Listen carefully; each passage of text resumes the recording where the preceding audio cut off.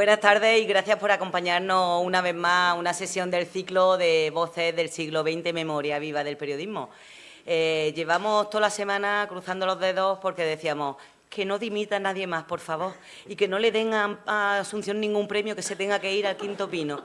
Así que no sabéis lo contentísimos que estamos desde la APA, la Asociación de Periodistas de la Provincia de Alicante, de poder contar con estas dos entidades culturales, comunicativas, informativas, como son Asunción Valdés y Juan Ramón Gil.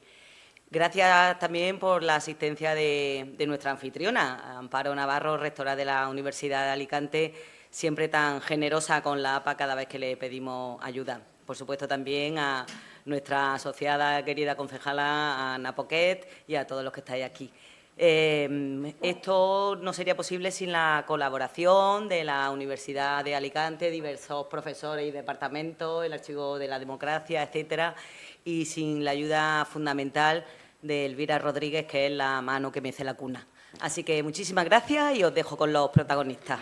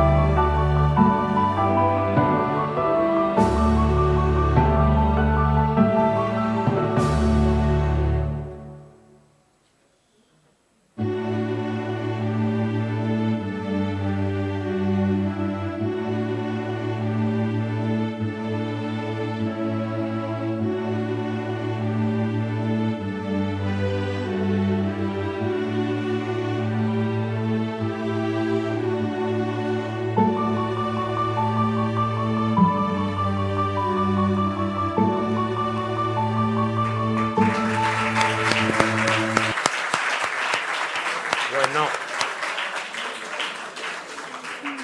cualquier cosa. Dice siempre eso de que es un honor para mí, pero voy a decir otra cosa. Voy a darle las gracias a Rosalía y a la Asociación de la Prensa porque lo que me han hecho permitiéndome entrevistar a Asunción, más que un honor, es un regalo, un regalazo, que os agradezco.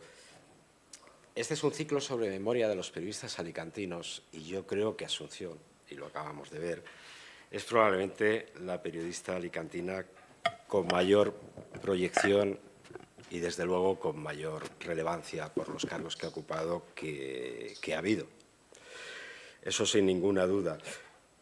Mi compañero Toni Cabot, el director de información, en un perfil que le hizo, lo titulaba, la definía como la periodista elegante.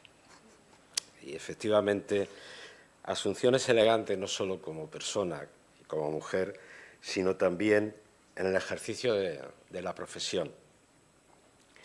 Pero también es una periodista con firmes convicciones, que lo ha demostrado en muchas ocasiones. Y además de eso, es alguien que ahora que tanto hemos gastado la palabra o la definición esta de romper el techo, es alguien que se ha pasado la vida rompiendo techos, techos de cristal. Lo hemos visto ahí. Fue una de las miembros del equipo fundador del País, cuando El País fue el periódico que supo sintonizar en aquellos momentos con los deseos de libertad de la sociedad española. Y ella estaba ahí. Fue corresponsal en Europa, en Alemania, en Bruselas. Fue directora de la Oficina del Parlamento Europeo. Fue directora de comunicación con el rango de directora general de la Casa Real. Es decir, ha ocupado puestos muy relevantes a los que jamás había llegado una mujer, porque este era un mundo de hombres y en parte sigue siéndolo. Y fue también la primera mujer directora de un telediario, y si yo no estoy equivocado, la primera que dimitió. Y hablábamos antes de las firmes convicciones que tiene. Asunción dimitió por algo que no era responsabilidad de ella, pero que consideró que no se había hecho un ejercicio de buen periodismo, se había violado la presunción de inocencia de unas personas que salían en ese telediario que ella dirigía, y por eso dimitió. Qué tiempos aquellos y qué tiempos los que tenemos ahora, que casi nadie dimite por casi nada. Empezamos, si quieres. Sí. Y después de ver todo este currículum y de ver que estudiaste ciencias políticas, pero también tienes, y obviamente diplomada en periodismo, pero también tienes diplomatura en sociología, en muchas otras cosas. ¿Por qué periodista al final? Bueno, en realidad, como decía Ortega, la vocación, la vida de una persona se mide por 3 factores: la vocación, la formación y el azar. Y yo he tenido mucha suerte. Y el azar pues me ha llevado y me llevó en 1967, que estaba estudiando preuniversitario de ciencias. Están aquí mis compañeras de las Teresianas, y antes había una división muy clara entre ciencias y letras.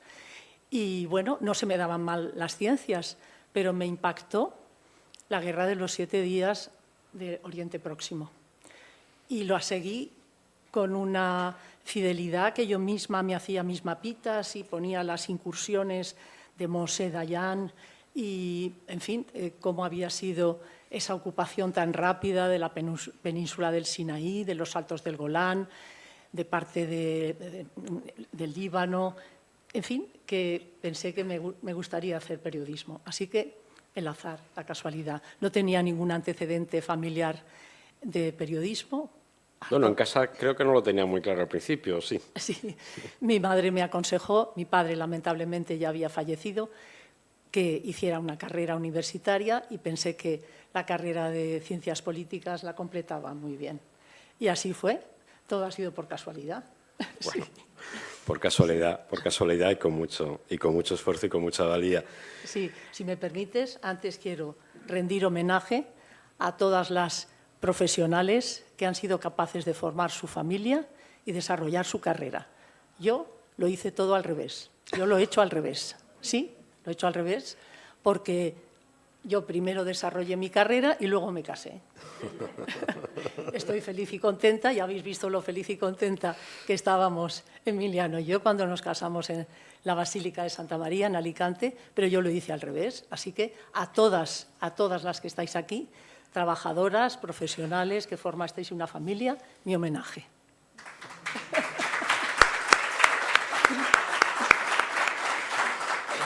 Haces unas prácticas en Granada, en el periódico Patria, pero luego ya recalas en Alicante. Sí. Primero en Información y luego La Verdad. ¿Cómo era aquel Alicante al que tú llegaste? Pues era un Alicante muy dinámico, impresionantemente dinámico. ¿Por qué? Porque en 1970 se había firmado el acuerdo preferencial económico de España con la Comunidad Europea. Era un acuerdo bilateral, todavía quedaba mucho recorrido para llegar a la integración, pero eso supuso el fin de la autarquía, el fin del aislamiento económico y del proteccionismo económico de Franco. Y eso significó llegada de capital extranjero y, lo más importante, se bajaban los aranceles para que España pudiera exportar. A la provincia de Alicante le vino fenomenal, el 80% de nuestros productos agrícolas entraban en Europa y, sobre todo, llegó la ola del desarrollismo. ¿Por qué? Porque en 1959 el gobierno de Franco había aprobado la Ley de Desarrollo y de Promoción Económica, que trajo inversiones extranjeras, que aquí en Alicante se reflejó sobre todo en los establecimientos turísticos. Se empezaron a construir apartamentos, hoteles, y todo eso fue cambiando la mentalidad. Siempre había sido un país, una provincia muy abierta a diferentes culturas, a diferentes mentalidades, pero ese plan de desarrollo de 1959, el plan el acuerdo preferencial con la Unión Europea de 1970 y luego otro fenómeno muy típicamente alicantino, que fue la llegada de los Pieds Noirs en los años 60.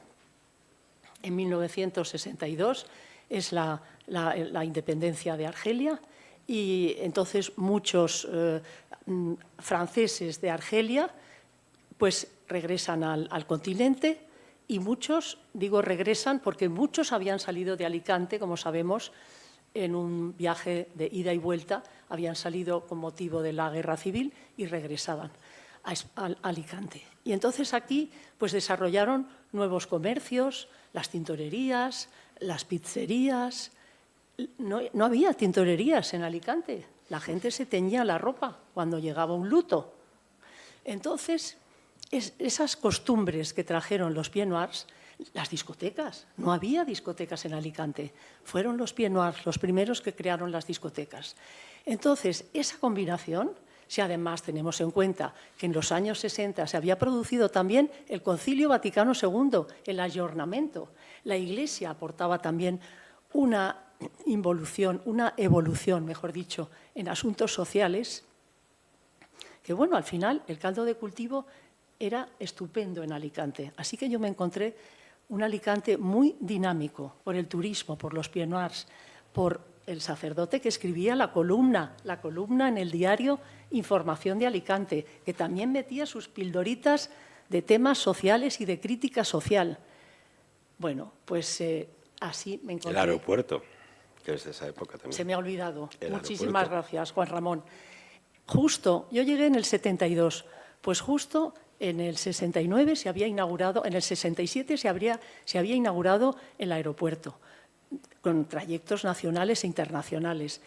Pero luego enseguida Iberia ya estableció sus líneas Madrid-Alicante, Madrid-Barcelona. En apenas unos años ya llegábamos al 1 millón de pasajeros.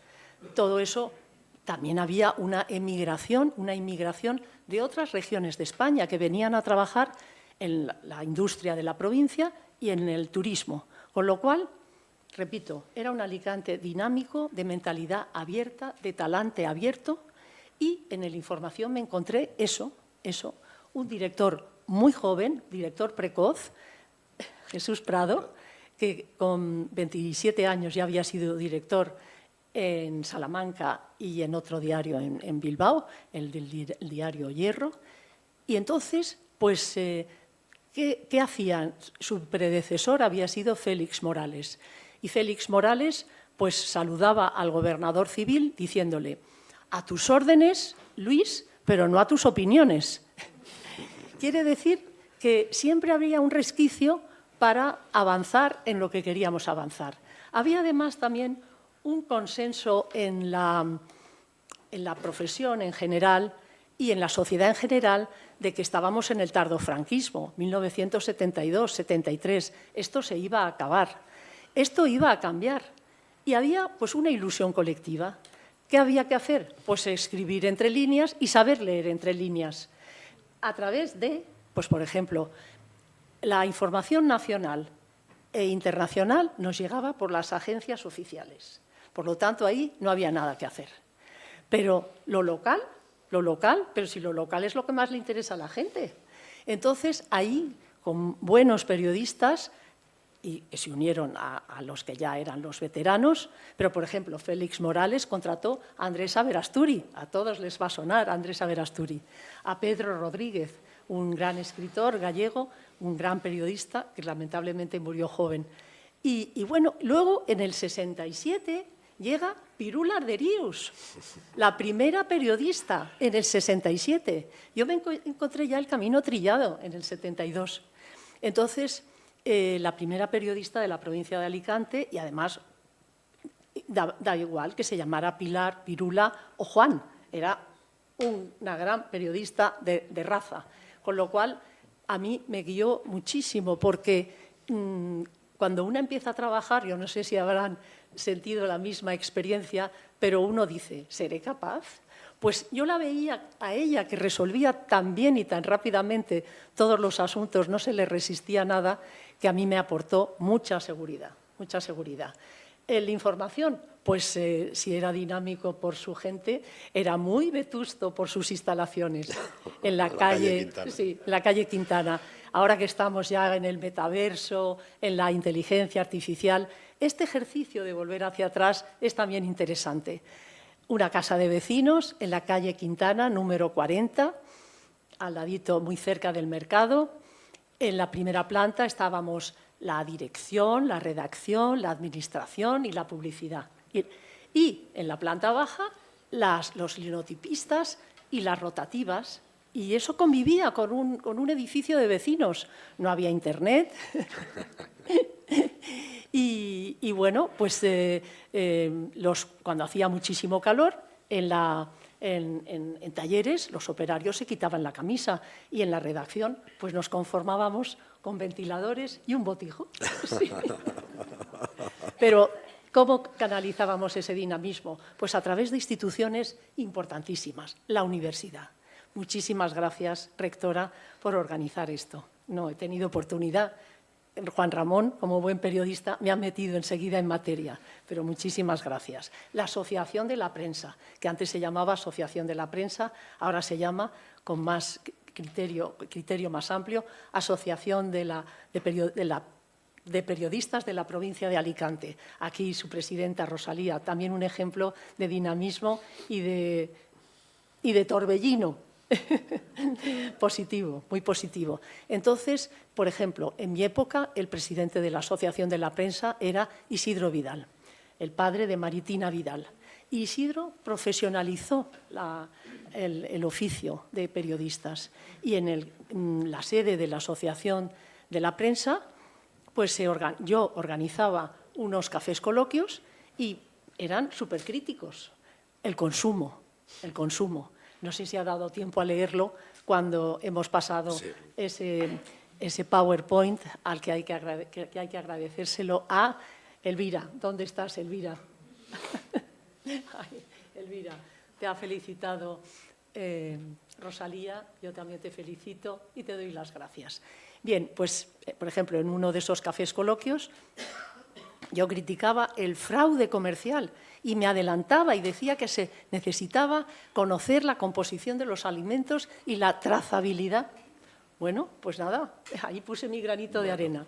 En fin, también recorrer las barriadas de Alicante, la información local, ahí era donde dábamos el do de pecho, con buenas entrevistas, con buenos reportajes. La información local, pues ibas a una barriada de Alicante y podías hacer una crítica de cómo estaban esas barriadas. Además, se notaba mucho pues, por la población de aluvión que vino con la emigración a Alicante, ¿no?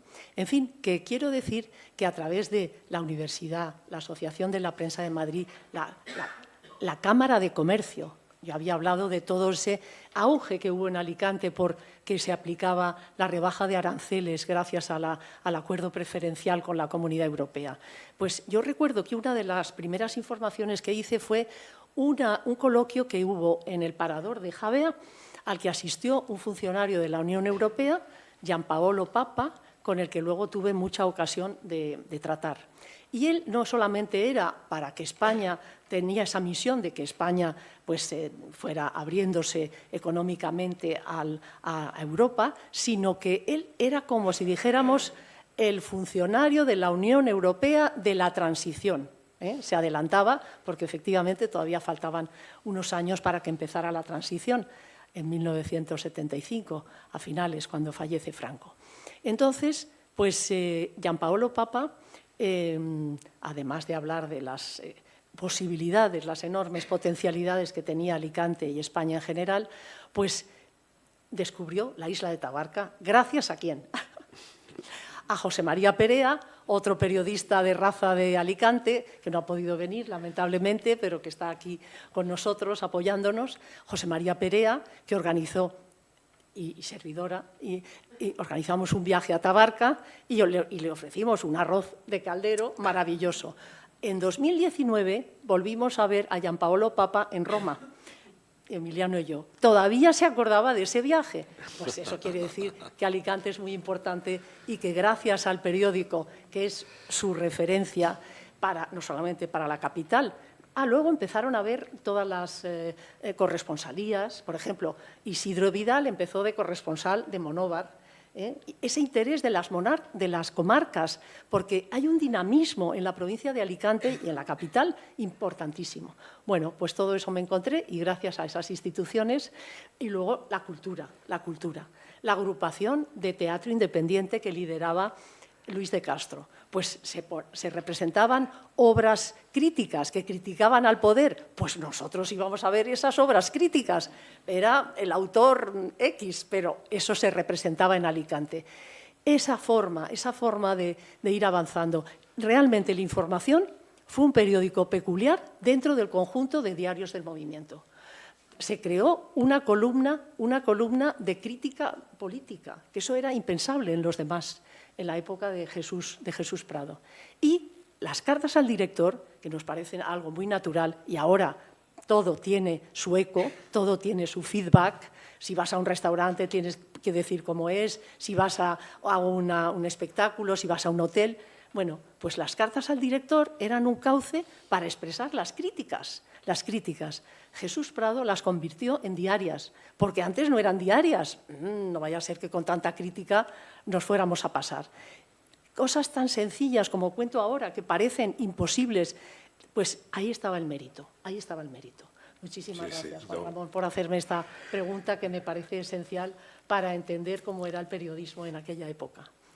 Sí. De aquí, además, das el salto a Madrid y también te quería hacer la misma pregunta. ¿Cómo era ese Madrid que supongo que estaba en ebullición en esos momentos, en ebullición política y en ebullición social y de todo tipo? Bueno. ¿Y cómo se da ese salto? Exacto. ¿Cómo se da ese salto? Esa es la pregunta. Pues también la casualidad. Me voy a Bruselas, no.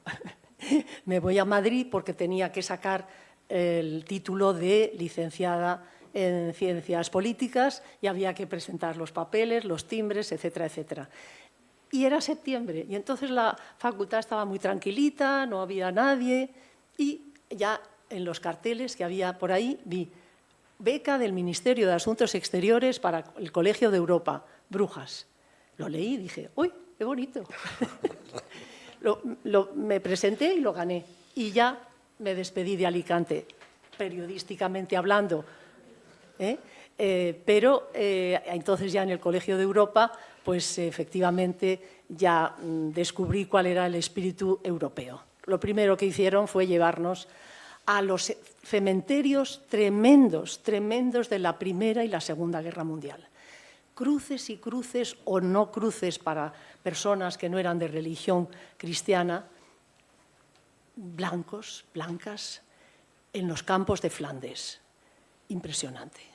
Ves eso y dices, no puede haber más guerras, no puede haber más enfrentamientos. Y la Unión Europea era ese germen, y el Colegio de Europa era ese germen para que, conociéndonos de distintos países, conviviendo estudiantes de distintos países, pues trazáramos una red para que no se volviera a producir la guerra, las guerras, porque secularmente se unían enemigos que habían estado enfrentados en distintas confrontaciones.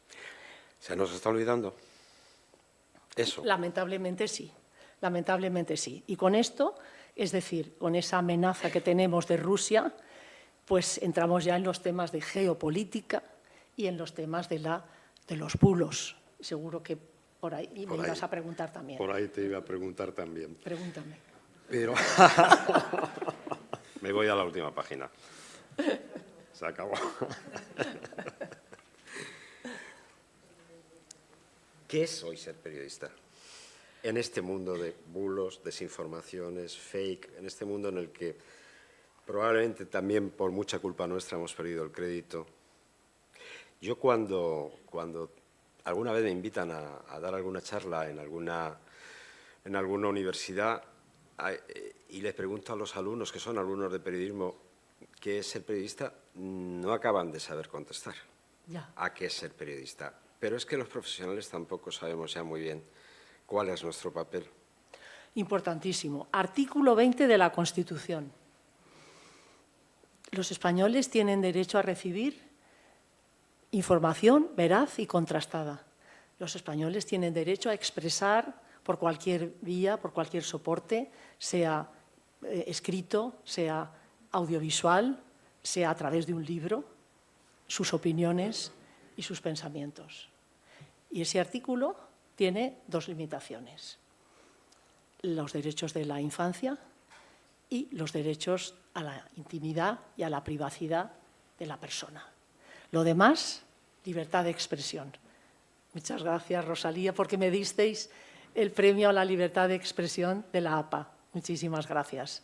Entonces, a mí me parece que ser depositarios de ese derecho constitucional, con eso ya, vamos, yo me emociono, pero es que me parece que es dotar de prestigio y de dignidad y de necesidad al oficio del periodista. No hay democracia sin periodismo libre. ¿Por qué? Pues porque ejerce, no es la única misión, pero sí que es una misión importante, ejercer el control de los poderes públicos. Entonces, ese es el periodista. Bueno, aparte hay una definición profesional, es el que vive regularmente de ese trabajo. Por ejemplo, puede haber muchas columnas de opinión, porque está consagrado en el artículo 20 de la Constitución que cualquier español puede expresar sus opiniones a través de distintos medios. Podemos encontrar a expertos de distintos sectores que no viven, que no tienen sus ingresos procedentes del periodismo, pero que sí se expresan en los periódicos. El periodista es el que vive del periodismo. Exacto. Yo de vez en cuando escribo también en los periódicos de prensa ibérica, que entonces uno de ellos era El Información, luego pasó y se operó una enorme transformación y modernización cuando pasó a prensa ibérica, pero no vivo de eso, porque yo ya soy una feliz jubilada. Pero ese es el periodista, a través de cualquier soporte. Y ahora los soportes son infinitos, maravillosos. Nos dan más lectores que nunca. No tenemos fronteras. Con Internet llegamos a todo el mundo. Pero en épocas de inundación, y no debería mencionarlo tras la horrible Dana, lo más importante es conseguir agua potable. Entonces, en ese enorme caudal de información o desinformación, como tú muy bien dices, de falsas noticias, intencionadas o no intencionadas. Lo que viene de Rusia viene totalmente intencionado y con la mayor voluntad y la mayor maldad de desestabilizar las democracias occidentales. Eso está clarísimo. No estoy hablando de ninguna conspiración. Es clarísimo. Desestabilizó el procés catalán, desestabilizó el Brexit y constantemente está lanzando bulos. Y entonces, pues lo que se ha hecho es prohibir esos periódicos en Europa, en la Unión Europea, y lo que hay es un departamento permanente de verificación de bulos. Lo que pasa que la velocidad de las tecnologías de la información es tal que cuando se va a desmentir un bulo ya se ha propagado. Yo lo que digo es que la mejor vacuna contra los bulos es el periodismo de calidad. Yo siempre pregunto cuando alguien dice, oye, ¿qué dicen qué? Digo, ¿dónde lo has leído? Ah, me ha llegado por el móvil, pero ¿qué fuente es? Ah, ¿me lo ha enviado? No, esos que pone reenviado muchas veces no. No hay que darle al dedito a reenviarlo otra vez. No. Es la única manera de pararlo y, al mismo tiempo, decías, ¿para qué sirven los periodistas? Pues ahora más que nunca somos más necesarios. ¿Por qué? Pues para frenar esa invasión de desinformación que ha existido toda la vida, los bulos, hablar mal del que ocupa un puesto destacado. Eso ha existido siempre, siempre. Vas a Roma, Piazza Navona, giras por una callecita y te encuentras un monumento a Pasquino. Pasquino, de ahí viene lo de Pasquín. ¿Por qué? Pues porque Pasquino en el Imperio Romano pues ya se dedicaba con papelitos a criticar al poder. Es decir, bulos ha habido siempre, pero no, repito, con la velocidad y el peligro con que se propagan ahora. Por eso, la única vacuna contra ese periodismo, contra ese falso periodismo, son las cabeceras de calidad de toda la vida, o también que hayan surgido en el mundo digital, que son efectivamente, que están hechas por periodistas bien formados, y lo que hay que hacer es siempre buscar la fuente. Si la fuente me inspira confianza, me lo creo, si no, no lo difundo. Y a medida que uno no difunde esos temas, esas falsas noticias, pues se va frenando. Luego está el tema económico. De eso puedes hablar tú mucho más que yo. O Tony Cabot, que es el director del diario Información. Pero bueno, los periódicos de toda la vida, los quality papers, como dice la prensa anglosajona, han sabido adaptarse y se están adaptando continuamente. Porque no nos engañemos, los primeros que inician las inversiones en el mundo digital y esa innovación digital son las cabeceras de toda la vida. No existían. Los confidenciales no existían. Entonces, el periódico es lo más dinámico, lo más innovador, lo más puesto al día. Constantemente se están adaptando. Primero fue el Internet, luego adaptarse a los dispositivos móviles. Entonces, pues si además de adaptarse a las tecnologías de la información e invertir muchísimo, invierten en buenos periodistas, porque lo más importante es la materia gris, pues tendremos un periodismo de calidad del que nos podemos fiar y hacer frente a esas noticias falsas, que no son noticias, son bulos, que quieren desestabilizarnos, así de claro. Y no solamente quieren desestabilizarnos con las falsas noticias y con los bulos, sino con las armas. Ahí está Putin, cruelmente invadiendo Ucrania. Entonces, pues hay que confiar en la Unión Europea, hay que fortalecer la Unión Europea, hay que pedir más Europa. Ahora la Unión Europea está en esa encrucijada de tener que fortalecerse en el área de la defensa. Hasta ahora el paraguas norteamericano nos protegía y, bueno, hemos sacado mucho partido de eso.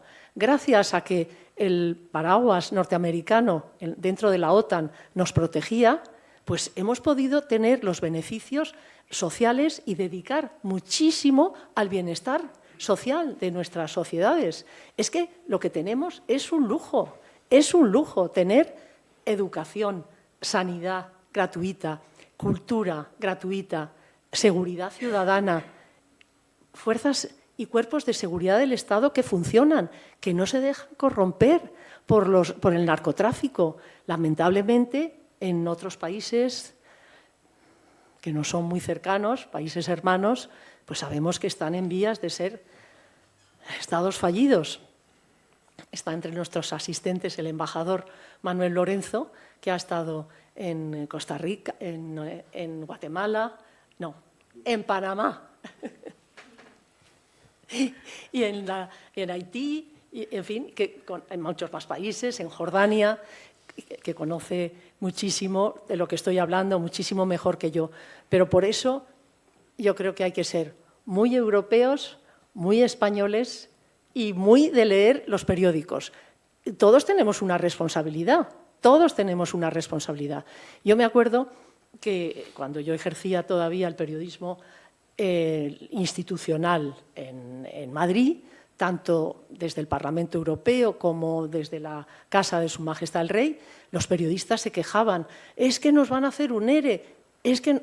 Digo, ¿pero tú has leído el periódico hoy? No. Digo, entonces, ¿de qué te quejas? ¿Tú has leído tu periódico donde tú trabajas? No. Bueno, pues seamos todos ciudadanos responsables y formémonos y estemos en permanente alerta y sepamos dónde elegimos nuestras fuentes de información. Yo recomiendo, como es lógico, la prensa, la radio y la televisión de toda la vida. Buenos periodistas para hacer frente a una situación muy difícil y muy compleja, sí. Claro, para tener buenas redacciones, efectivamente, como tú decías, hace falta tener una buena estructura económica que las sostenga. Pero claro, estamos en medio de la tormenta perfecta, donde las innovaciones tecnológicas son constantes, donde hay una gran confusión. Cualquiera que se graba un vídeo dice que es periodista y además es capaz, a lo mejor, de salir en la primera de televisión española, una televisión pública, o en Antena 3 o en Telecinco en La Sexta, y que la gente crea que eso es periodismo.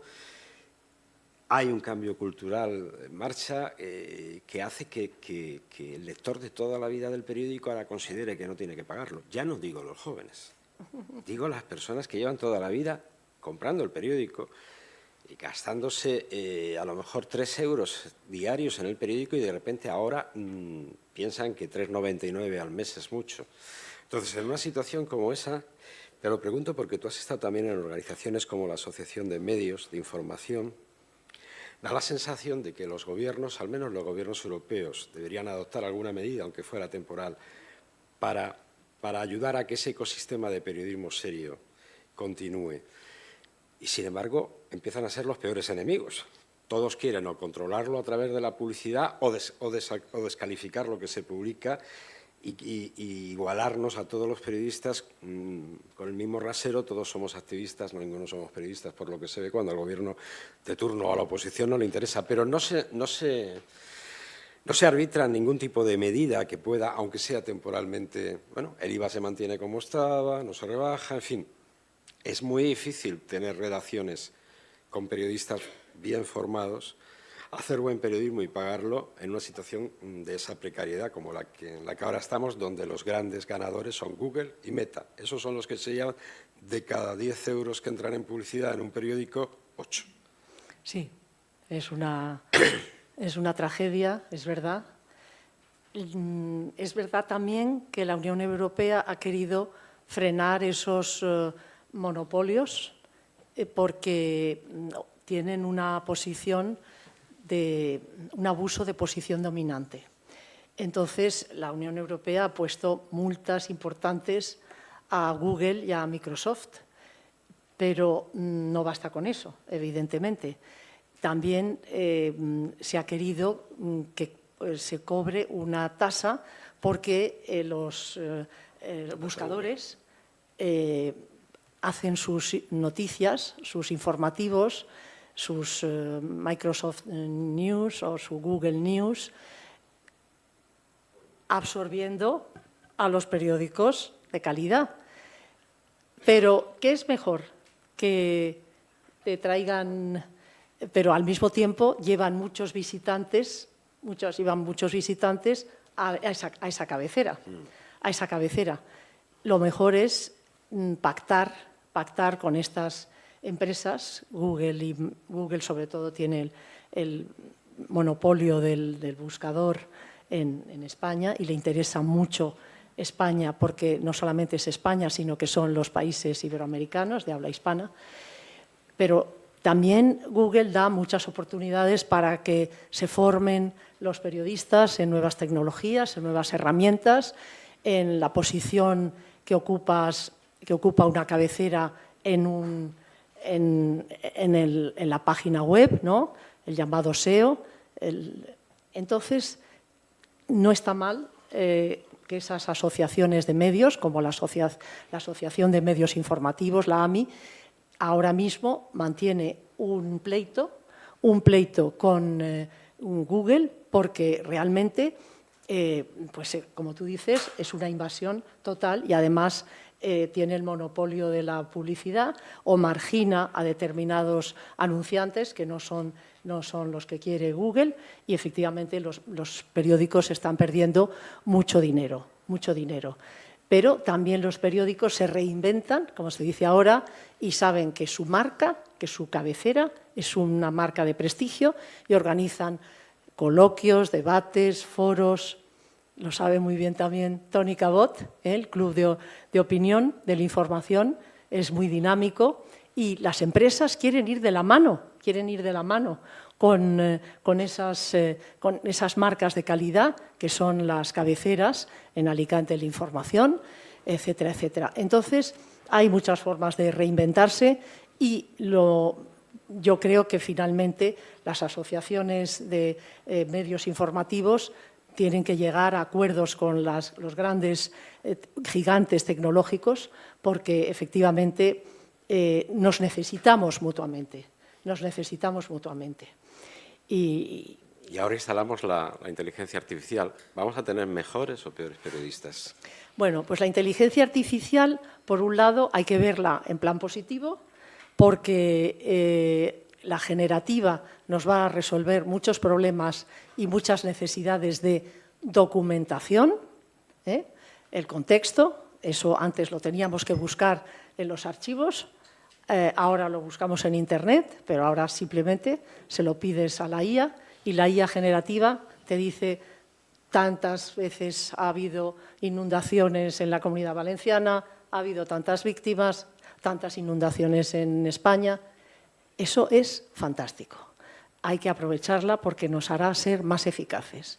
Pero lo que nunca podrá la IA es dar una noticia, porque la noticia, por su propia definición, es algo novedoso, nuevo, distinto. Entonces, es imposible. No está. La máquina ha ido aprendiendo a lo largo de estos años, lleva desde el 97 aprendiendo. Incluso ahora, además de la generativa, está la IA de los agentes. Los agentes. Tú puedes tener un equipito de agentes de IA a los que mandas. Eso se aplica sobre todo en bancos que tienen ya a sus jefes físicos, que tienen un grupo de agentes de IA, pero que tienen el estudio de los clientes. Pues es que es facilísimo hacer eso. ¿Por qué? Porque ya tienen datos, una mina de datos, ya los tienen. Pero repito, la noticia, la entrevista, eso no lo podrá hacer nunca la IA, nunca. ¿Por qué? Porque es nuevo. Y lo que hay que hacer es eso. La IA, la noticia, hay que comprobar lo que te llega como posible noticia, hay que comprobar qué es de verdad noticia, que no es un rumor, que es una intriga, que es una maledicencia. El eslogan del New York Times es All news that fits to print. Todas las noticias aptas para ser impresas. Las que no son aptas, las que no son adecuadas, porque no son noticias, no se publican. Entonces, insisto, no hay que creerse todo lo que nos viene por las redes sociales, porque luego vienen luego además ni Google, ni Microsoft, ni Amazon tienen la responsabilidad editorial que tiene una cabecera de toda la vida. En una cabecera de toda la vida se da una noticia equivocada, falsa, intencionada o no intencionadamente, nos hemos equivocado, sin necesidad de ir a los tribunales, el lector, la empresa, el ciudadano que se ha sentido dañado por esa publicación que no es veraz y contrastada, tiene derecho a la ley de rectificación, sin ir a los tribunales. Se dirige al director y dice, esto no es cierto por esto y por esto. Y tiene la obligación el director de publicar en el mismo espacio, en la misma página que se había publicado lo que no era cierto. Si no se llega a un acuerdo, ya se va a los tribunales. Pero quiero decir que esa es la responsabilidad editorial del director. E incluso muchas veces en los medios de confianza ni siquiera hace falta que exista la denuncia, ni siquiera de la persona. Lo estamos viendo estos días con la BBC, Claro. quizá el medio más prestigioso y que, bueno, ya ha provocado 2 dimisiones, un error grave, pero que tiene toda la pinta de ser un error no intencionado, y ha provocado la dimisión del director general, de la directora general de informativos, y sigue todavía. Pero ha sido la propia BBC, con un informe interno, el que ha puesto de relieve ese error. Ese error, claro, por eso. ¿Qué ocurre? Que Google o Microsoft, los llamados 7 magníficos, no tienen responsabilidad editorial. Son máquinas las que cogen, con su algoritmo, cogen las noticias, que pueden ser de buena calidad o que pueden ser de cualquier intoxicador profesional. Entonces, no les pasa absolutamente nada. Y luego dicen, tenemos verificadores de lo que hemos dado, pero ¿por qué difundes algo que es falso? Claro. No difundas algo que es falso para luego tener que desmentirlo. No digamos ya cuando son temas que incitan a la violencia, al odio, etcétera, etcétera. O sea que periodismo de calidad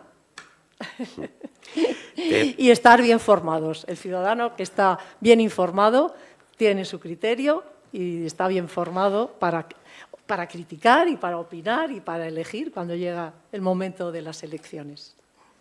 Cambiando de tema, te voy a hacer una pregunta muy original que nadie en la sala está pensando en ella. ¿Has leído el libro de Juan Carlos? Pues no, porque yo, hasta que no llegue en diciembre, no tengo... En francés no lo piensas leer. No me importaría, creo que sí podría entenderlo, pero no me ha llegado a mis manos. Sí que me han llegado muchos extractos.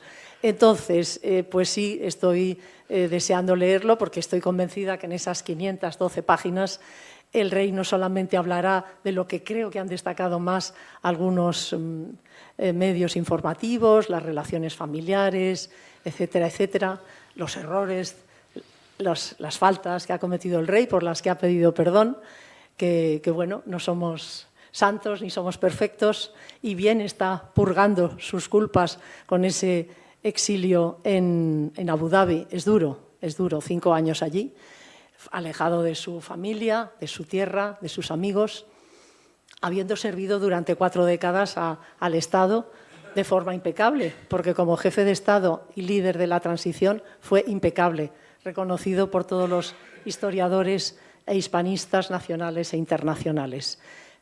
El piloto de la democracia, se han escrito libros titulados así, por Charles Powell. Paul Preston dijo, cuando salió lo de la cacería de Botswana, que por cierto no hay que penalizar las cacerías, la caza es necesaria, si no nos comerían los animalitos a los humanos, no hay que criminalizar la caza.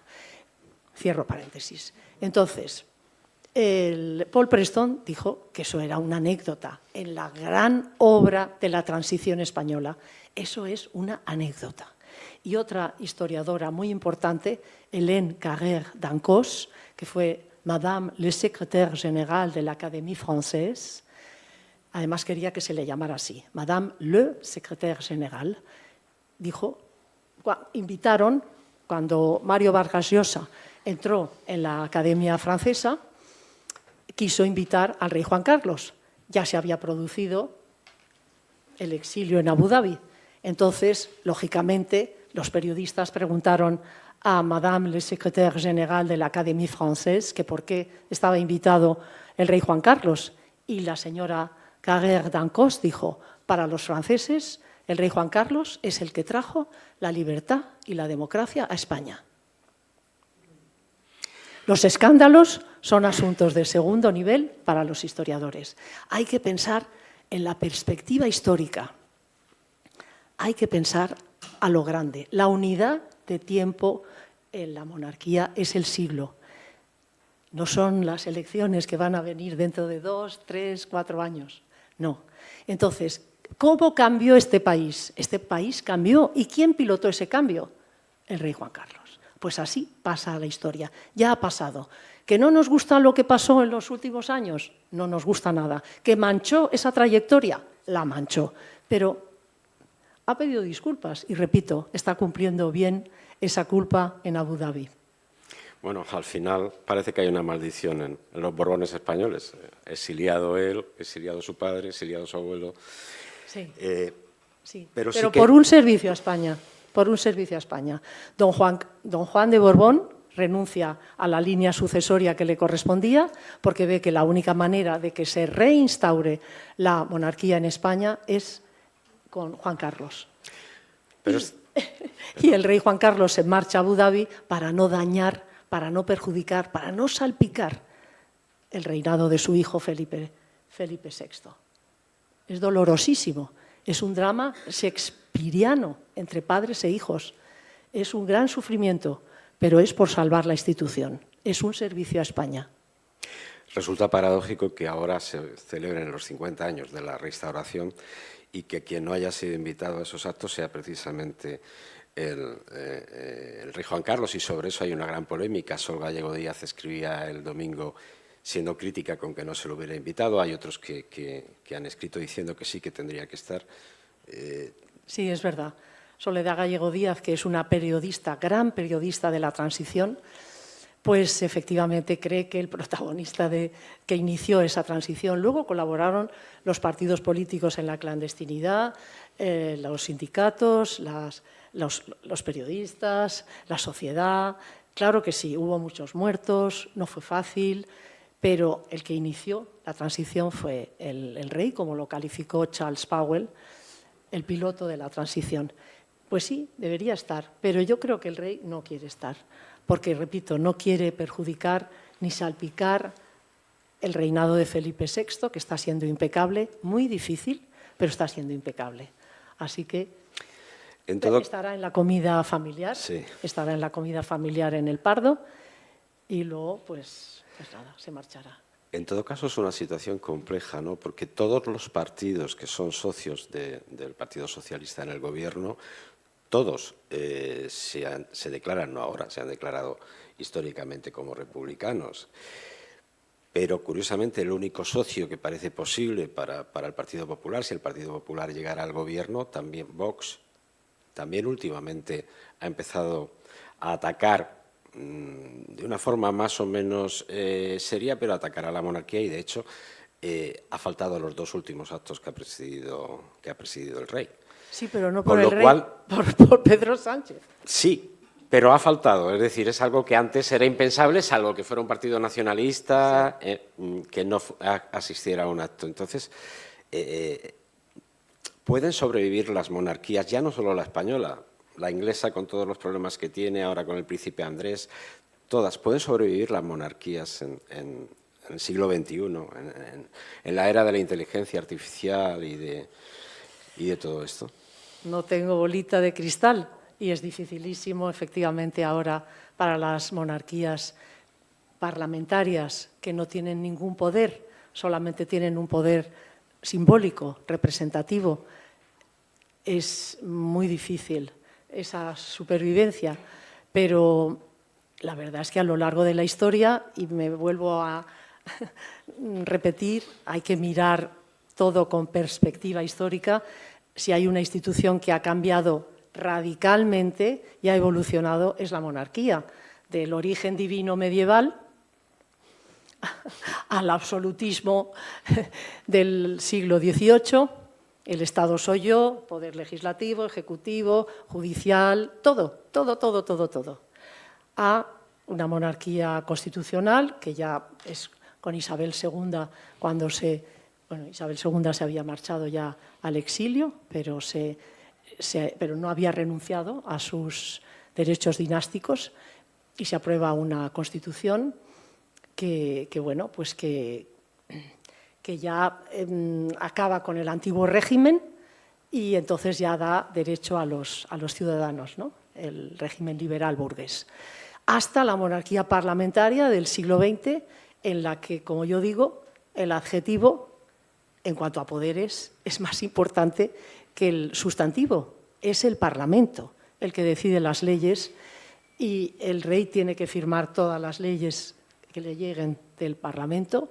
Eso sí, el rey tiene que moderar, como dice la Constitución, el funcionamiento normal de las instituciones. Y fijaos, en 1971 el rey fue a Estados Unidos, en la época de Franco. El rey no, el príncipe Juan Carlos. El príncipe Juan Carlos. ¿Por qué? Pues porque en el 69 ya Franco había designado a Juan Carlos, príncipe de España, heredero en la jefatura del Estado a título de rey. Entonces, en Estados Unidos estaban intrigados cómo sería ese heredero a título de rey. ¿Qué expectativas despertaba?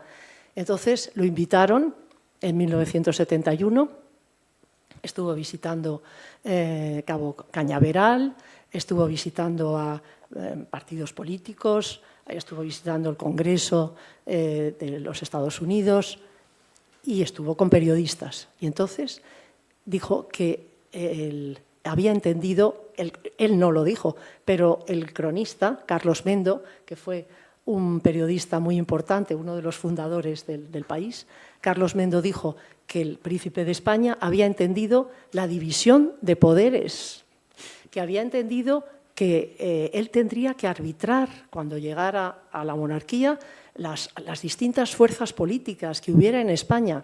Esto era en vida de Franco, en vida de Franco. O sea que Franco sabía que el rey, una vez que llegara, que el príncipe, una vez que llegara a ser rey, iba a cambiar, porque el mundo iba por otra vía y España iba a cambiar.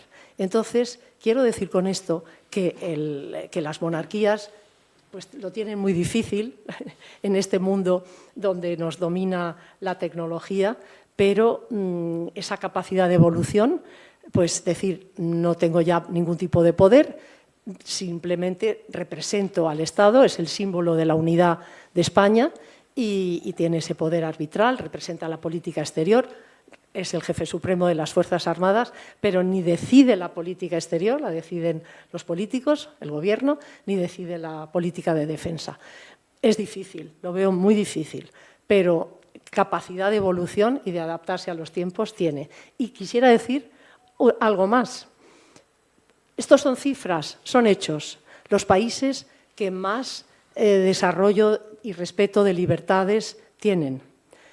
Los países que menos diferencias sociales tienen son las monarquías parlamentarias occidentales. Suecia, Noruega, bueno, Noruega no está en la Unión Europea, pero vale, pero no sirve.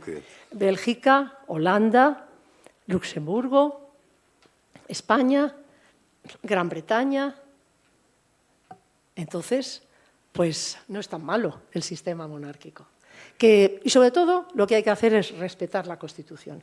Cuento una anécdota. Cuando me nombraron para dirigir la comunicación en la casa de Su Majestad el Rey, me decían, no sabíamos que eras monárquica. Y yo dije, yo tampoco. Lo que hay que hacer es respetar la Constitución. Una Constitución que se aprobó por referéndum, bueno, primero pasó por la Comisión Constitucional, se aprobó en las Cortes, se convocó un referéndum. Entonces, lo dice la Constitución. El artículo 1 define cuál es nuestra forma del Estado, la monarquía parlamentaria. Pues hay que respetar la Constitución. Cuando diga que es una república, la respetaremos igualmente. Y los primeros que respetan la Constitución son los miembros de la familia real. Ya a la inversa, quiero decir, tú has sido directora de comunicación de la Casa Real durante el mandato de dos presidentes, el final del último mandato de Felipe González y casi todo el mandato de José María Aznar. 3. Rajoy también. Ah, no, Rajoy no. No. Rajoy no. Claro, es que a Rajoy lo tuve de ministro. Claro. Y por eso yo digo, Claro, pero si venía en no. el avión, en el No. Mister. Claro, pero de ministro. Ministro de Educación, ministro de Interior. Sí, efectivamente. Se decía entonces que, bueno, que el rey Juan Carlos tenía una buena relación con Felipe González y quizá un poco más fría con José María Aznar. Pero bueno, en todo caso, no se recuerda ningún conflicto institucional, o al menos yo no lo recuerdo. Tú que lo viviste de dentro, lo mismo sí. Y ahora parece que sí que hay una tensión entre el Gobierno, entre las fuerzas políticas y la Casa Real. De vez en cuando parece que hubiera cierta tensión. ¿Se está cumpliendo la Constitución, como tú dices, por todas las partes? ¡Qué difícil! ¡Qué difícil! Bueno, vamos a ver. No sé si debo de contar este ejemplo muy concreto.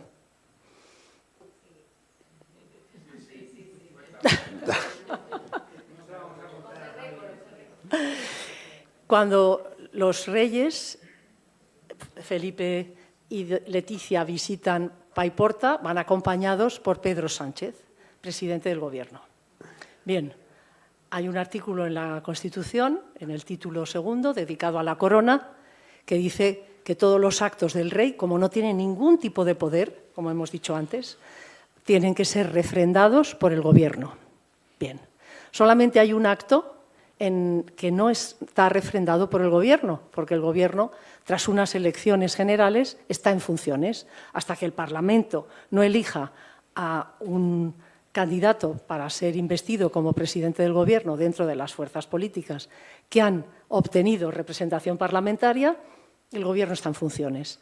Por lo tanto, quien refrenda las consultas del rey con las fuerzas políticas que han obtenido representación parlamentaria es el presidente del Congreso en ese momento. Bien, pues se criticó esa visita de los reyes a Paiporta. Para mí fue impresionante porque demostró que además cumplen una función que no está en la Constitución, que es consolar, reconfortar, intentar ayudar. Yo me sentí muy representada cuando vi que abrazaban a los ciudadanos de Paiporta, que les habían tirado barro, fango, que habían insultado a todas las autoridades. También me siento reconfortada cuando tras una catástrofe natural o un atentado terrorista, perdón, ya hemos hablado de la catástrofe natural, van los reyes a consolar a las víctimas, a los familiares de las víctimas. Bueno, pues al día siguiente se criticó porque podía haber habido un riesgo para la seguridad de toda la gente que estaba allí, para la seguridad de los propios reyes. Y desde Moncloa se dijo que había sido la voluntad de la zarzuela, que quería ir, aunque desde Moncloa se aconsejaba que no fueran, porque no había condiciones todavía, etcétera, etcétera. Si el presidente del Gobierno está en ese acto, ¿quién está refrendando ese acto de la visita de los reyes? El presidente del Gobierno. Luego, no se puede criticar si Zarzuela insistió más o insistió menos y si Moncloa recomendó o no recomendó que no se fuera. Si está el presidente del Gobierno, Moncloa, desde el primer funcionario hasta el último, desde el primer líder, que es el presidente del Gobierno, hasta el último, están refrendando ese acto de los reyes. Si salieron esas explicaciones de Moncloa, pues a lo mejor es que no se sabe en la Constitución. La verdad es que yo escribí ese día que en Paiporta se mantuvo el Estado porque los reyes se mantuvieron. Y no sé si soy monárquico o no. Me parece la solución más barata, eso sí, sobre todo en España. No te quepa la menor duda. Un amigo portugués mío del Colegio de Europa decía, es que mi madre dice que, porque en Portugal tuvieron una monarquía, pero ya desde hace mucho tiempo, ya desde hace más de un siglo, pasaron a la república. Y la madre de este compañero mío, estoy hablando de los años 70, decía, es que es muy cara la república, muy cara. Te he interrumpido, perdón. No. Te he interrumpido, perdón. Era eso, pero con gestos como esos de consuelo que tú dices, si yo no recuerdo mal, son 9 las veces que han ido los reyes a Valencia Sí. en este año y otros. ¿Crees que la percepción que en un momento pudo empañarse por los escándalos del rey emérito se está recuperando, la percepción de la sociedad? La monarquía siempre había estado muy bien valorada en todas las encuestas por los españoles, pero cayó bastante en valoración. Sí. ¿Cuál es tu percepción de cómo está ahora? Pues que la leonormanía viene a ayudarnos. Sí. Bueno, tenemos una princesa de Asturias que se está formando de manera impecable, ya lo sabéis, y yo creo que sí, que está siendo referente entre los jóvenes. Preside además la Fundación Princesa de Gerona, Princesa de Girona. Habla catalán, lo está estudiando, lo habla muy bien, y somos un país periférico y centralista. Yo llevé el espíritu periférico a la zarzuela, por ejemplo, eso lo sabéis muy bien, tú y Toni Cabot, cuando se iban a celebrar la boda de la infanta, primero la infanta Elena y luego la infanta Cristina, todos los que se acreditaban eran del ABC, del País, yo dije, tiene que haber de la prensa regional, vamos a acreditar a prensa regional. Y acreditamos a Pirulas de Rius. Sí, sí. Claro, Sí, sí, claro, sí. porque es que España no es solo la M30, ¿vale? Bueno, entonces, cierro este paréntesis, quiero decir que ella está muy preparada y que a través de esa fundación ya se creó con el príncipe de Gerona, con el príncipe Felipe, y está muy orientada a los jóvenes y se dan unos premios que son a los jóvenes que han destacado por innovación, creación artística, protección del medio ambiente, arte, obras solidarias, ONGs.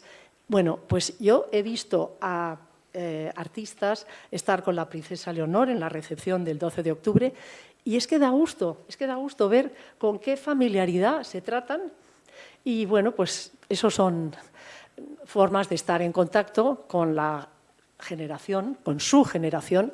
No hay mejor forma de estar en contacto con su generación que las 3 academias militares. Eso es lo más igualitario y de ahí conservan muchísimas amistades. Me consta que el rey Juan Carlos ha conservado muchísimas amistades de su paso por las 3 academias militares, lo mismo con el príncipe Felipe y ocurrirá ahora con la infanta Leonor. ¿Por qué? Porque conviven, es muy importantísimo, es importantísimo. Yo no debo ponerme como ejemplo, pero en el Colegio de Europa éramos estudiantes de 90 nacionalidades distintas y vivíamos en la misma residencia. Y luego íbamos a clase, a otro edificio. Bueno, pues yo conservo más amistades de esa época que, por ejemplo, de la Facultad de Ciencias Políticas de Madrid, porque eran unas horas de clases y ya está. Entonces, creo que es importante que pase por las academias militares, porque además pues, no hay ahí ningún tipo de estrato social. O sea que como es de ley, la juventud nos salva. Sí. Tenemos aquí precisamente a una joven graduada ya en la Universidad de Alicante en Historia y que ahora está cursando el máster en Historia de la Europa Contemporánea e Identidades e Integración. Ella se llama Saray López Ferri y quería hacerte unas preguntas. Muchas gracias, Juan Ramón, y muchas gracias, Saray. Sí. Bueno, buenas tardes. Juan Ramón, atención. Muy bien. Ay, ¿se me escucha bien? Más. Vale. ¿Así? Vale, y si no hablo alto. Yo te quería hacer un par de preguntas, un poco volviendo hacia atrás, por ir hacia mi rama de conocimiento. Como hemos visto en el vídeo, usted fue corresponsal en Alemania y en Bélgica durante esos últimos años del telón de acero. Y yo quería preguntarle cómo vivió usted esos momentos en los que había mucha disidencia, se estaban empezando a despertar muchos movimientos como el Movimiento Libertad en Polonia o la Carta 77 de Václav Havel. ¿Cómo vivió usted eso desde su posición de corresponsal? Muchas gracias. Pues sí, el embajador Manuel Lorenzo y yo nos conocimos precisamente en Bonn, que era la capital provisional, porque la capital, Berlín, estaba ocupada primero por las 4 potencias vencedoras de la Segunda Guerra Mundial y una de ellas, Rusia, se había apoderado de esa zona y había formado el Berlín Oriental y luego, como sabemos, en los años 60 levantaron el muro y la separación entre la Alemania federal, que era donde estábamos nosotros, la República Federal de Alemania, y la Alemania Oriental, mal llamada República Democrática Alemana, pues era no solamente de frontera, sino física del muro, ¿verdad? El muro de la vergüenza o el telón de acero. Pues estar allí en Alemania Occidental era un laboratorio de ideas de no solamente la división de Alemania, sino la división del mundo en 2 bloques, el bloque comunista y el bloque occidental capitalista. Entonces, pues claro que éramos muy sensibles a todas esas noticias. Desde la Cancillería de la República Federal de Alemania se practicaba una política de distensión, es decir, puesto que son nuestros vecinos y además es que son nuestra familia, porque se dividieron familias con esa separación tan brusca, tan cruel de las dos Alemanias. Entonces, mejor pues entendernos un poquito que enfrentarnos. Entonces, pues eso fue dando primeros pasos, sobre todo con el canciller Willy Brandt, pero lamentablemente tuvo dentro un traidor, que fue un espía. Había muchísimos espías en la República Federal de Alemania, muchos espías que servían a la Alemania comunista. Y luego los otros países, bueno, pues formaban parte del Comecon, el área comercial liderada por la Unión Soviética, del Pacto de Varsovia, todos estaban bajo la bota de la Unión Soviética. Y es verdad que hubo esos movimientos disidentes que fueron sofocados de forma muy cruel en Praga, en Hungría, primero en Hungría, luego en Praga. Yo no viví esa época porque todavía no había llegado a Alemania. Yo llegué en el 77 y antes había habido ya la represión de Hungría y la represión de Checoslovaquia. Pero sí que se producía esa política de intentar acercarse un poquito y al mismo tiempo pues los movimientos que empezaban a despertarse, de nuevo las disidencias que tú has mencionado muy bien. Pues, ¿qué ocurrió? Que además, pues de repente se eligió a un papa polaco. Polonia sabemos que es un país muy católico y en los astilleros de Gdansk, antes Danzig, que era Prusia, Alemania, pues surgió un líder que era Lech Walesa y bueno, pues contó con todas las bendiciones del Papa. El Papa tuvo un papel importante también en esos cambios y también la televisión. En Alemania Oriental veían la televisión occidental y todos querían vivir como en Occidente. Todos querían viajar, tener vacaciones pagadas, tener la seguridad social, tener la pensión, en fin, el estado de bienestar que disfrutamos. Y entonces, pues efectivamente se produjo ese traspaso del sistema de vida occidental e incluso Austria también tuvo un papel muy importante.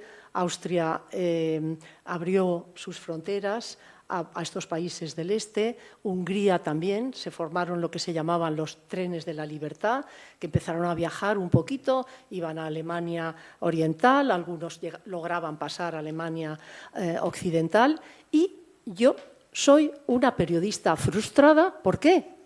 Porque me perdí la caída del muro. En 1989 no pude dar la noticia de la caída del muro. Y se veía que la Unión Soviética estaba haciendo aguas por todas partes, en fin, que realmente tenemos a un experto aquí que es Luis Serrano, que fue corresponsal de Radio Nacional de España en la Unión Soviética y puede contar cómo se produjo ese derrumbamiento del imperio soviético, ¿no? Pero realmente yo creo que lo más admirable fue pues, que, a pesar de la represión, hubiera movimientos de disidencia, y lo más importante es que en 2004 la Unión Europea, con una obligación moral, amplió sus fronteras y dio paso a esos países, a Polonia, Rumanía, Hungría, Chequia o Checoslovaquia, que luego se dividió en dos, como sabemos, la República Checa y Eslovaquia, a antiguos países de Yugoslavia, Eslovenia, Croacia, en fin, fue la ampliación más grande de la Unión Europea. Difícil de digerir, porque ahora mismo tenemos al caballo de Troya metido en la Unión Europea, es decir, Rusia está totalmente dominando a Víktor Orbán en Hungría, y cuando hay que decidir algo que se necesita la unanimidad, como las ayudas a Ucrania para que no siga avanzando Rusia, pues Hungría bloquea eso. Y dicen, ¿por qué ahora otra ampliación? Porque se plantea otra ampliación, la ampliación de los Balcanes orientales, Serbia, Montenegro, Albania, Kosovo, y de los antiguos y dos antiguos países de la Unión Soviética, Ucrania y Georgia, y Moldavia. Entonces, ¿cómo vamos a digerir eso? Pues yo creo que la Unión Europea tiene la obligación moral de dar paso a estos países que han sufrido la represión y que si abrazan la democracia y hacen las reformas necesarias, entrarán en la Unión Europea. Usted cuando vivió, mencionaba a Lech Walesa y toda esta situación, cuando usted lo vivió como corresponsal, ¿considera que había algún tipo de sensibilidad o se limitaba la forma de dar las noticias hacia España, ya que estaban esos principios de la transición, donde en un momento muy tenso a nivel político, muy violento, ¿había algún tipo de sensibilidad o no sé, límite? No, en absoluto. Libertad total, y además yo creo que apoyando, ¿no?, esos movimientos disidentes, sí. No, y admiración hacia esos líderes. Václav Havel luego fue presidente del Chequia y además era un gran poeta, un gran escritor, o sea que no, yo creo que gozan de mucho prestigio. ¿Perdón? Bueno, yo le hice una entrevista para Radio Nacional de España. Sí, lo he nombrado al principio. Pero has hecho bien en recordármelo, porque así cuento que yo le hice una entrevista a Lech Walesa para Radio Nacional de España. Sí. Y luego ya, avanzando un poco más en el tiempo, cuando España entró en Europa como tal, ya salía en el vídeo inicial salía la entrevista donde usted dijo que era increíble el desconocimiento que existía de nosotros, de Europa hacia España. ¿Considera que España tenía el mismo desconocimiento hacia Europa? Supongo que usted estaba bastante enterada de los debates previos, entonces no sé hasta qué punto ese debate con lo que luego fue la realidad casaba o no casaba. Sí, bueno, yo creo que la frase de Spain is different y luego España, Europa acaba en los Pirineos, ¿no?, que escuchábamos mucho durante la época del franquismo, pues efectivamente eso cambió radicalmente cuando nos hacemos miembros de pleno derecho de la Unión Europea el junio de 1985. Este año se han cumplido los 40 años de la firma del Tratado de Adhesión. Habíamos hecho muchas reformas, ya desde el 1970, como yo he citado, cuando se aprobó ese acuerdo bilateral preferencial económico con España, pues ya la industria se tuvo que reconvertir, ya no éramos los únicos que fabricábamos, sino que teníamos que competir con los demás. España se modernizó muchísimo económicamente y luego, lo más importante, en el 78 se aprobó la Constitución y todo eso nos permitió que en el 85 entráramos. A mí me gustaría decir que la transición exterior fue también muy importante, porque el apoyo que recibimos, y me dirijo también al embajador Manuel Lorenzo, el apoyo que recibimos de Alemania antes de que España fuera ya un país democrático, para entrar en la Unión Europea fue impresionante. Los reyes visitaron Alemania en abril de 1977. No se habían producido todavía las primeras elecciones democráticas, fueron en junio de ese año. Pues ya los reyes, Juan Carlos y Sofía, eran recibidos allí en Alemania pues con toda la confianza en que el rey Juan Carlos iba a pilotar esa transición, porque ya tenía esos antecedentes, como yo he mencionado, de 1971, reconocer la libertad, la separación de poderes en Estados Unidos, la existencia de partidos políticos, etcétera, etcétera. Así que es muy importante y tenemos que estar muy agradecidos a Alemania y a Italia, que nos apoyaron. Francia no nos apoyó tanto porque económicamente pues, éramos un competidor y entonces pues, sabemos que puso muchas pegas Giscard d'Estaing para los productos, que entraran los productos agrícolas, etcétera, etcétera. Pero estoy hablando mucho y aquí hay gente acreditadísima en la sala que puede hablar. Yo ya he terminado, o sea que yo Muchas me voy para gracias, allá. Aray. Muchas gracias. Sí.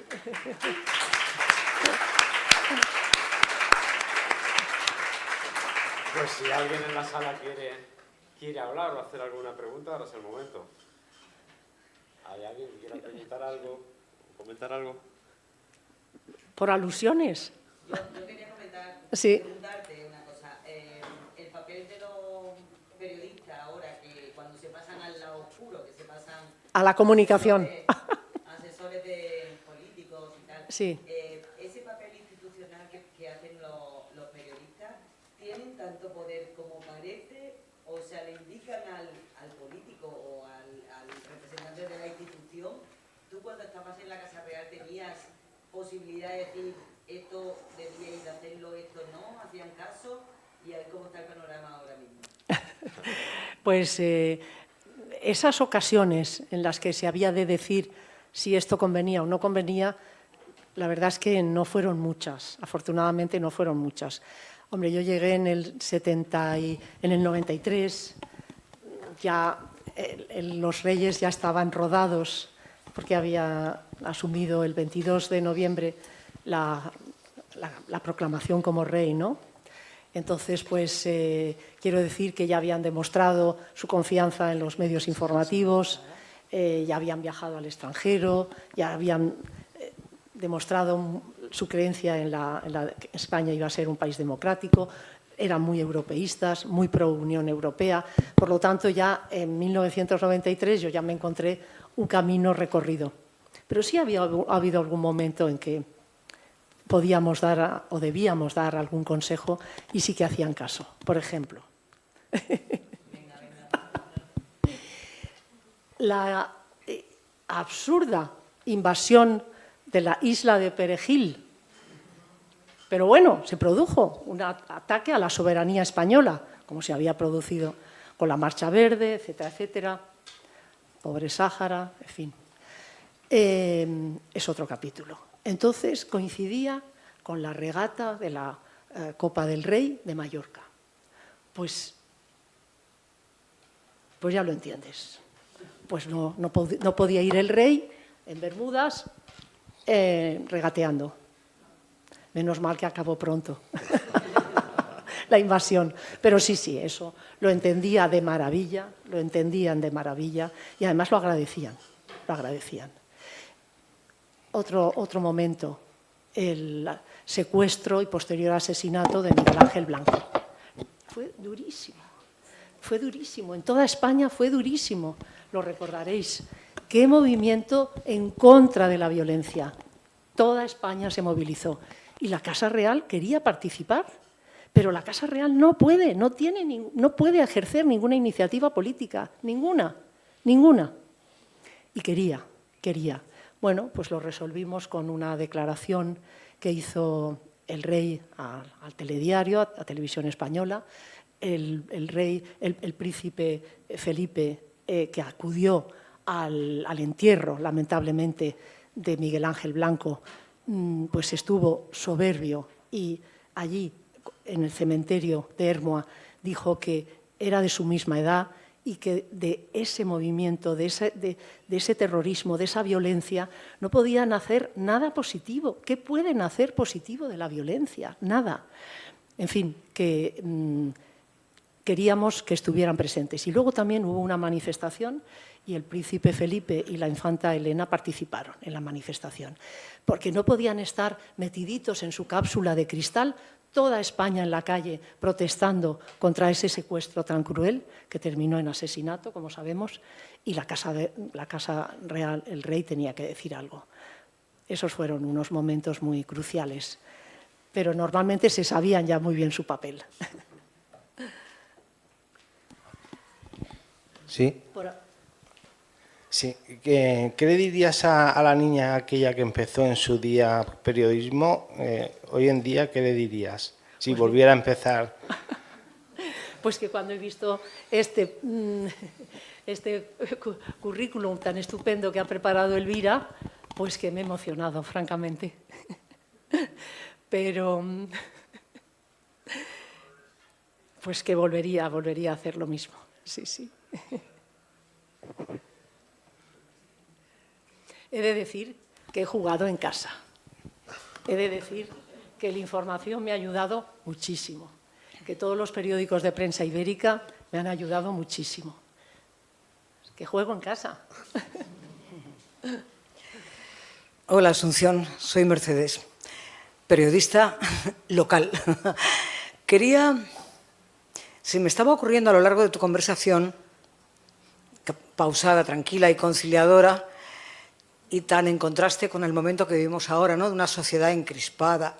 La palabra está escondida debajo del grito, donde ahora yo por lo menos echo mucho de menos programas de conciliación como La clave de José Luis Balbín, donde había posturas tan encontradas y encontraban ese punto de conciliación, comprensión, que además nos ayudaban a pensar.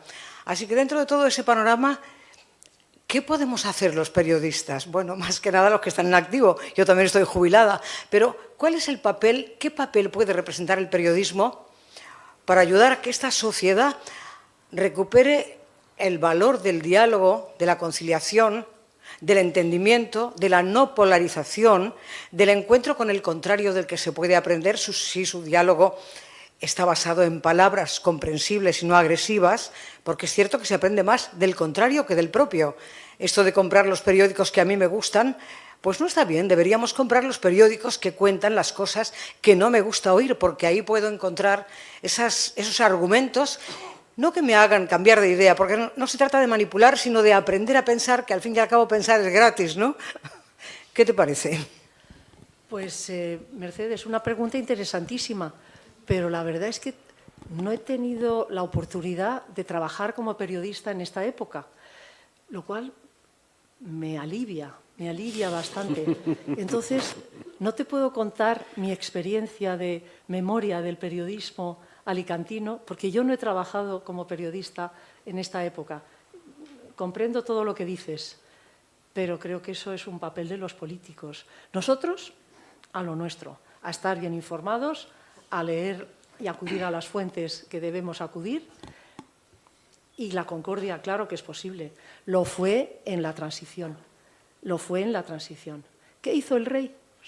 Yo me quedo no con el rey de Abu Dhabi, que también, sino con el rey que en su primer viaje a México abrazó a la viuda de Manuel Azaña, representando todo el exilio español republicano en México. Así que la concordia es posible, claro que sí. Pero, bueno, somos los ciudadanos los que decidimos. Los políticos no son eternos. Tendremos elecciones, cada uno que ejerza su voto responsable, pero para eso hay que estar muy bien formados y para eso hay que informarse y leer los periódicos. No te quejarás, Juan Ramón. No me quejo nada, sigue. Sí, Asunción, tú estabas comentando ahora que no has ejercido periodismo en esta época, pero sí has coronado tu extraordinaria carrera con la faceta de escritora y lo has hecho además con una biografía absolutamente extraordinaria, reviviendo a un personaje también absolutamente fascinante como es Carmen de Burgos, la primera periodista que dio este país y en una época muy, muy, muy difícil para las mujeres.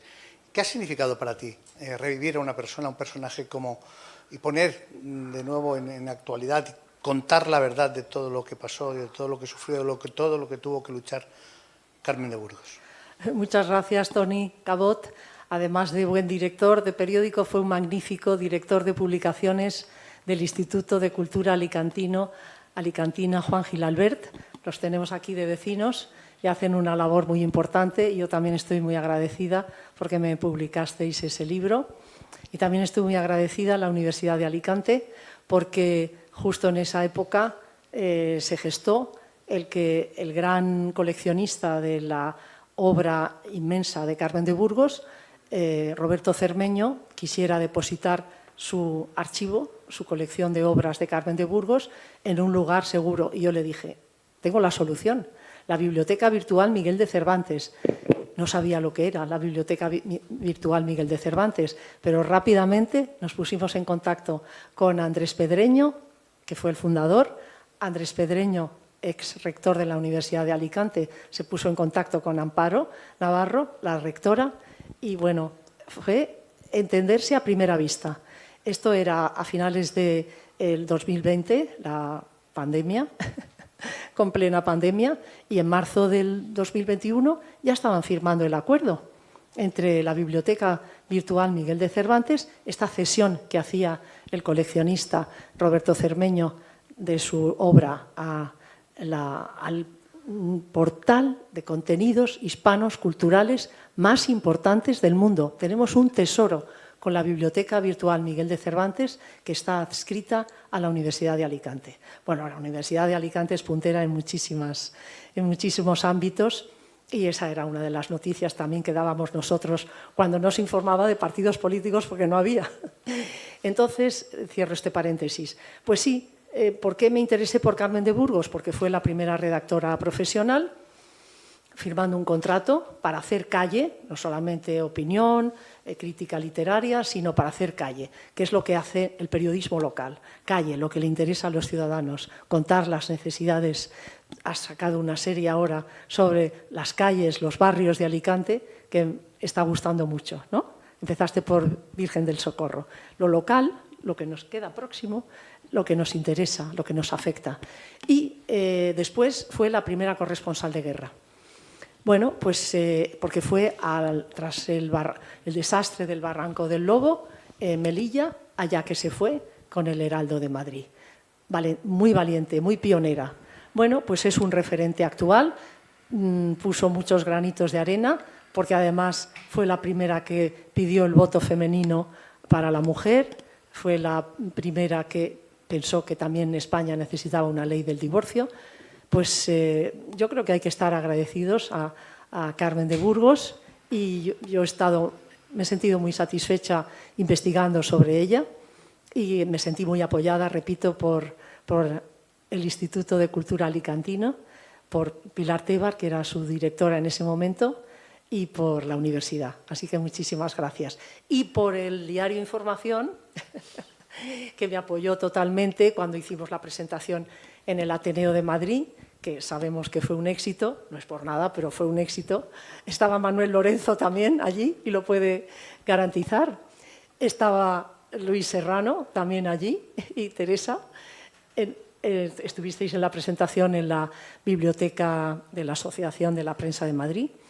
Y nada más, pues ahora se va a volcar, hago ya mi anuncio, mi comercial, se va a volcar precisamente, han pasado ya 3 años desde su publicación, a la Biblioteca Virtual Miguel de Cervantes y dentro de poco, pues con un solo clic, estará al servicio de todos los lectores.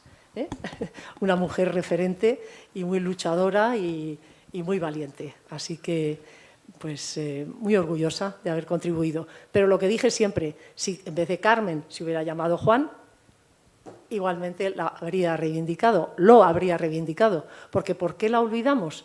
Porque fue condenada al ostracismo y a la peor de las condenas que se puede hacer, que es el olvido, la damnatio memoriae, que era la condena que tenían los romanos, que se olvide el nombre de esta persona, no ha existido. Y eso es lo que pretendía Franco, primero con la censura y luego con el proceso que inició el Tribunal para la Represión de la Masonería y el Comunismo, porque ella había sido masona.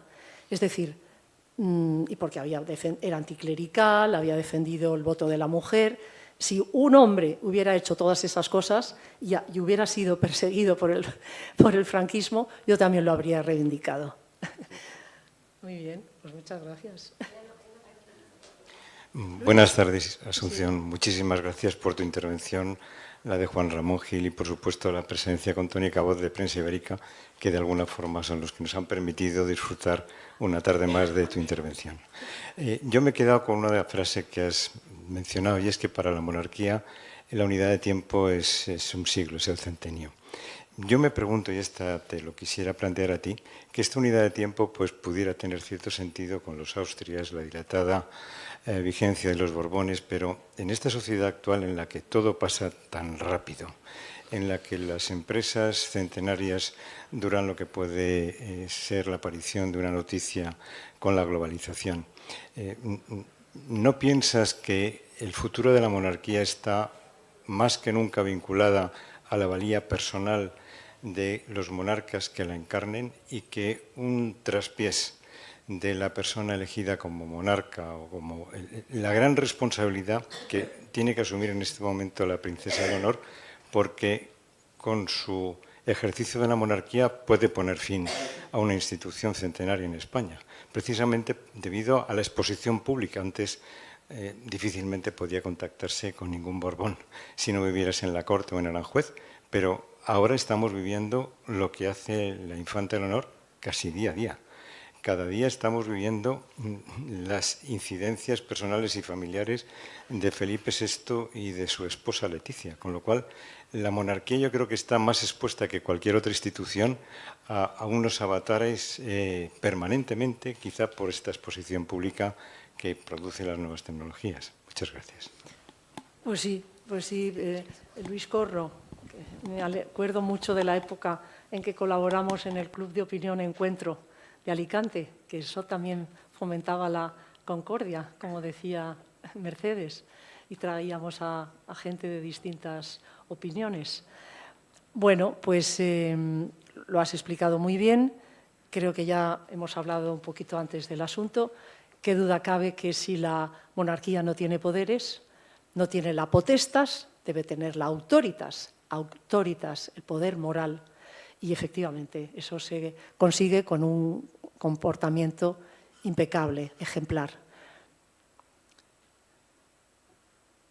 Pero, repito, somos humanos. Y no puedo vaticinar nada, pero sí que vaticino, o sí que sé que están muy entregados a su papel, a su misión, que respetan la Constitución, que representan la unidad de España y que están preparando a Leonor y a la infanta Sofía lo mejor que pueden, y el sentido del servicio, del ser útiles a los españoles, eso lo tienen inculcado. De hecho, el rey Juan Carlos se marcha, abdica. Primero abdica porque ya ha sido sometido a no sé cuántas operaciones de pulmón, de cadera, muchísimas. Ya se movía difícilmente. Al no tener poder la institución, es una monarquía de gestos. Es decir, voy a los Juegos Olímpicos y defiendo la imagen de España como potencia deportiva. Voy a la universidad que cumple X años porque quiero apoyar el papel investigador y docente de esa universidad. Es decir, es una monarquía de gestos que necesita a los medios informativos.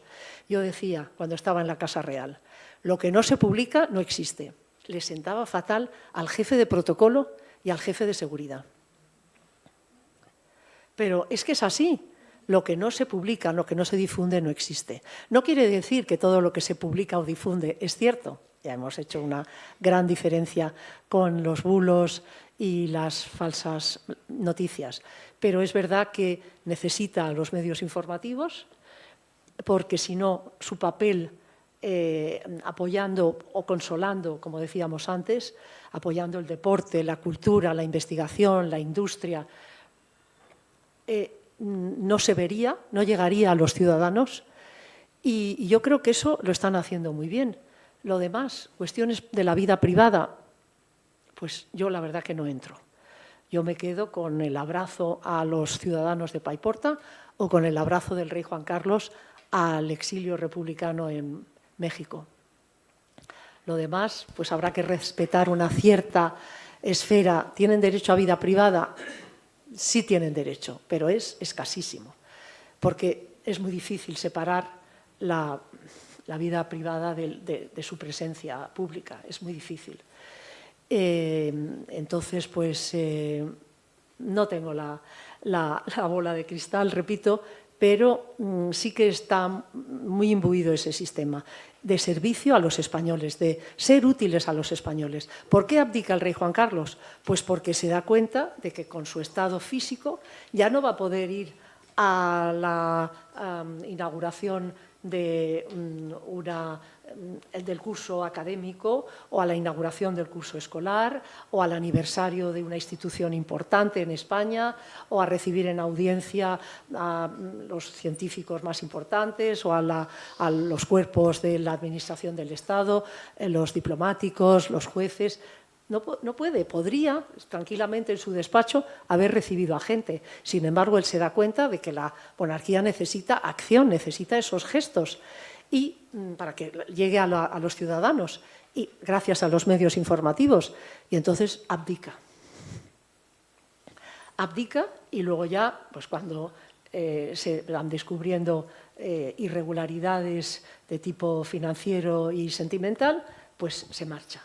Se marcha porque él dice, si yo creo un problema en España, estoy perjudicando a la institución, pues una acción más de servicio es retirarme. Es lo único que te puedo decir, si confías en la institución y si los españoles un día ya no confían y tenemos una república, pues respetaremos la república. Si les parece la última pregunta ya, por la hora que es, sí. por ir acabando. Yo quería solamente como querida, has hecho algunas referencias a Bonn. Te quería contar que probablemente te interesará. Si te pones de pie, Manuel, te vemos todos. Gracias, sí. El embajador Lorenzo. Probablemente sí. Te interesará saber. Nosotros, con mi mujer, hicimos un pequeño viaje hace pocos meses a Bonn. Sí. Y pensé que quizá te gustaría, no sé si has ido entre tanto a Bonn otras veces. No he vuelto, me encantaría. Yo tampoco había vuelto. Pero me impresionó mucho ver el nuevo Bonn, que es un Bonn. Bueno, Bonn en realidad fue la capital alemana porque Adenauer era el presidente y que le dijeron tenemos que elegir un sitio para la capital y naturalmente Berlín no era posible porque estaba dividido. Y entonces dijo, pues a mi pueblo es lo más cómodo. Mi y pueblo. efectivamente fue su pueblo. Y en nuestra época Bonn creció de una manera extraordinaria, porque construyeron, como son los alemanes, siempre rápidos, y construyeron toda clase de ministerios y de grandes edificios enormes, carreteras, calles, etcétera. Y eso sigue estando exactamente igual. Lo que pasa es que, claro, ya no es la capital. Entonces, lo que antes eran ministerios se han convertido ahora en casas o edificios de grandes empresas, etcétera, ¿no? Y yo recordaba mucho el antes y el después. Sigue el Rin, que es siempre lo mismo.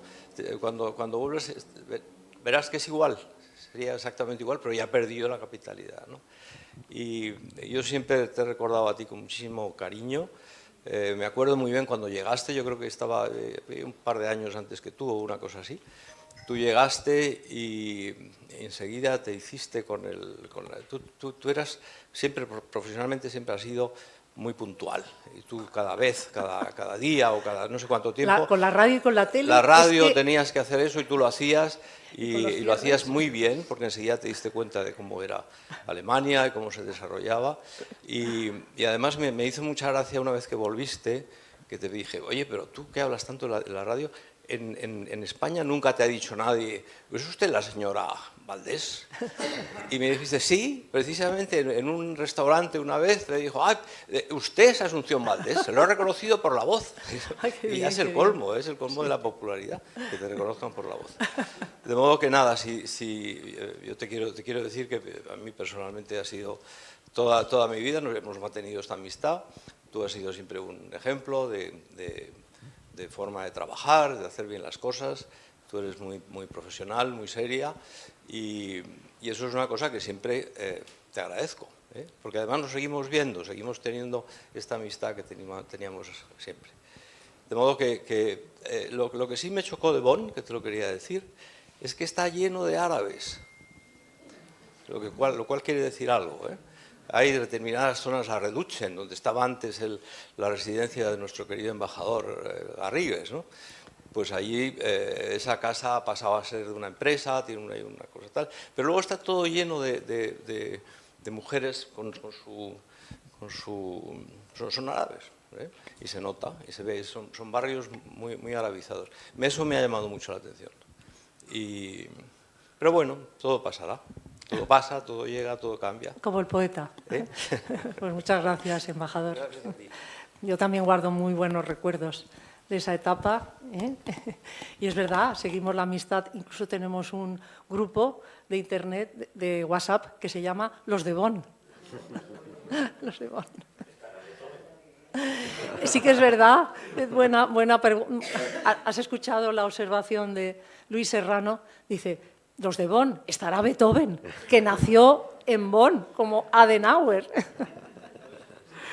Era visita obligada, la casa natal de Beethoven, cuando había algún familiar o amigo que nos visitaba.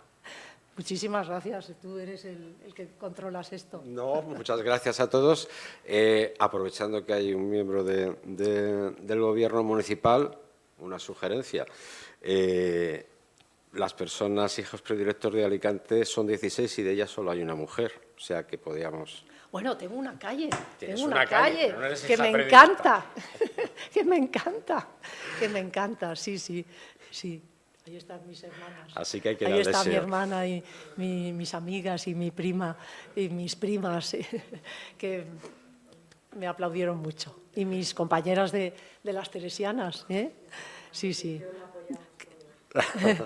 No, lo que yo digo, juego en casa, es que Sí. mi cuñado Juan, Ana Esteban, en fin, estoy encantada de ver tantas caras amigas. Maritina, la hija de Isidro Vidal, que profesionalizó la Asociación de la Prensa. En fin, gratísimo. María Teresa, que no te veía.